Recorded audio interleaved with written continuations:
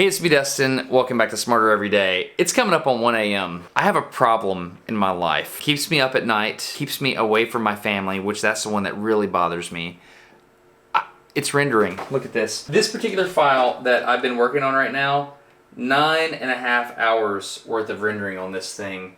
And I still got an hour to go. What do you do, man? I love 4K 60 frames per second footage. I love it. Prince Rupert, look at me. B-roll of Prince Rupert.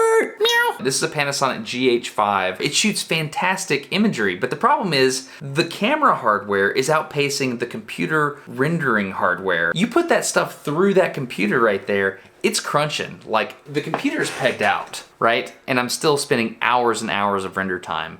I need a better solution. So I flew to Seattle. There's a guy named John about to pick me up. He owns a company called Puget Systems, and they make specialty computers for certain applications. We're gonna go meet with him.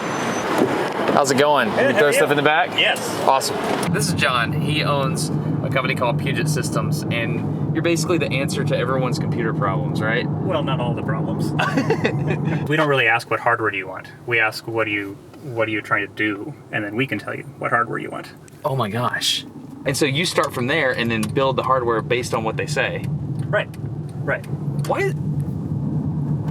Why is that so revolutionary? I don't know, it shouldn't be. It should be. You're kind of tucked away here. Yeah. It's kind of a nice little area. Yeah, we like it. So do you guys personally believe this? Is that the deal? Personally believe what? This thing that's on the wall behind you. Oh, well, I mean, we have tattoos of it, so we Yeah, you have tattoos of it. John took me into the lab, which is where they test stuff. His brother Matt and their coworker William spend the bulk of their time testing different combinations of hardware in this room. What I found hilarious is that when I would ask a very specific yes or no question about performance or what hardware to buy, it became very clear that every answer I received was going to come with a caveat. Sometimes, depends if it's right. If it's set up right in supported applications. Yeah, for that very specific task. Depends on exactly what you are doing and the balance between everything. They caveat their answers because they've actually collected the data. They perform a suite of benchmark tests, which are a standardized task you can use to see how fast or efficient a hardware configuration is. Over and over, they'll run a software test, swap out a component, and do it all over again. Here you can see Matt's computer is automatically running an Adobe Lightroom benchmark in the background. Thousands of files are being manipulated automatically. They'll do this for hours. Then they'll change out one component,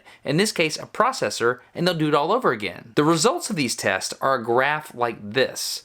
In this very specific case, you can see, testing Photoshop, the data shows that this Intel i9, whatever, however you say this 8-core processor, is the best you can currently buy. Which is strange because it's nearly a quarter of the price of the most expensive processor they sell. So the question is, how can an 8-core processor run faster than a 12-core processor? Because I always thought that more cores meant it's going to be faster. First of all, what does a core mean in a CPU? It's the compute unit that can execute tasks within your operating system. And so back before 2005, it was all single core. And in order to make your computer faster, you just make that chip faster. But in around 2005, we were getting to the point where Moore's law was starting to taper off, and we had to find other ways to make computers faster. And so now we're more under this new thing, Amdahl's law. That talks about, okay, if you have multiple cores, multiple processors that all have to work together, it's a measurement of the efficiency of your software in being able to do that. What John is saying here is that even if you have more cores in your processor, it only makes your computer faster if the program you're running is more parallelizable. That's a word, I looked it up. One-size-fits-all computing, those days are over. It's tailored hardware for the application. In the interest of not making this feel like a commercial for your company, who else is doing this in the space? Because I asked you if I could come talk about all this stuff, and you agreed to build a computer for me, so let's just be clear about that. There's an exchange happening here.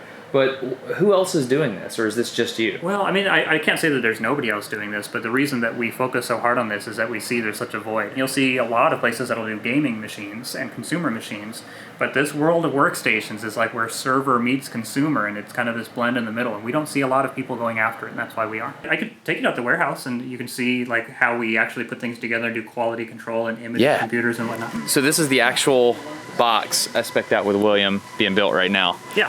Okay, and so this is the housing Nice little dolly you got going on here. Anyone can assemble a computer. Just like Legos, the hardware is built to click together so you can do it yourself. But there's a huge difference in assembling a computer and integrating a well-running system. According to systems engineers, all physical components in the world interact with 4 different interfaces. These 4 interfaces are spatial, material, information, and energy. A spatial interaction is how they physically connect together, like Legos clicking together, or like with screws or something. A material interface would be some type of mass that's being moved back and forth between different subcomponents, like moving hot air or fluid through a system. They interact with information by, well, I mean, this is obvious. It's a computer, data, moving around, right? One of the more interesting interfaces in a computer system is energy. You have electricity and heat transfer you have to deal with.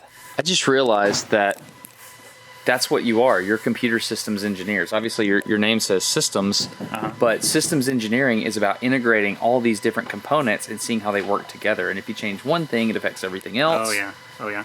Are you familiar with the field of systems engineering? Well, I mean, I'm empathizing with what you're saying right now. Like some examples on that. Almost all modern computer hardware does thermal throttling. So you're probably not going to break something if you don't cool it adequately, but you're not going to get full performance out of it. And so it isn't enough just for us to see, is this computer stable? Because it might be stable but not running at full speed. So that's why it's so important that we actually understand what the computer is going to be used for, and that we benchmark it and we know that it's providing the performance as expected. Oh, so that's why the benchmarks last 6 hours, because you have to hit steady state. We have to let it all heat up and and see how it does Oh, over time. so it's not just like processor steady state and power draw, it's thermal steady state. If you want to check out how they test these interactions, go see the behind the scenes video on the second channel. What's going on here? This is our... You have a laser engraver. Yeah, we have a couple. This one we use for etching logos onto things, which actually... What the heck, dude? Are you about to do mine? Yep. Really?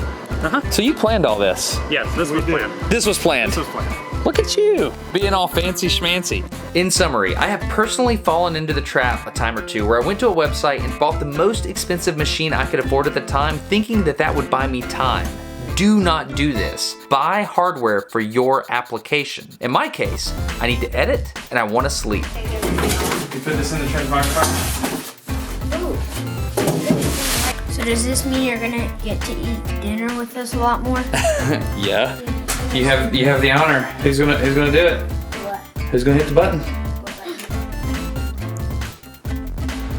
I can't even hear it, can you? That's the license agreement. You're supposed to read that entire thing. It's gonna take a long time.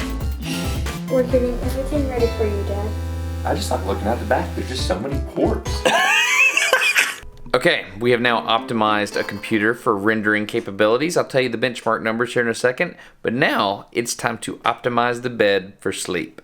So you heard my son talk about dinner earlier. I'm not gonna lie, that kind of hurt. So I'm very happy to say that after doing this little benchmark, that 11-hour render is now down to 2.5 hours. Now I know that's an old computer, this is a newer computer, but still, that is a lot of my life back, and I'm very happy about that. Just get robes and wizard hats and be done with this. Wizard hat. Just put a wizard hat on top of your head, wear robes in here, and like, I don't know, have a dragon statue or something. Oh, dude. Golly, it feels good.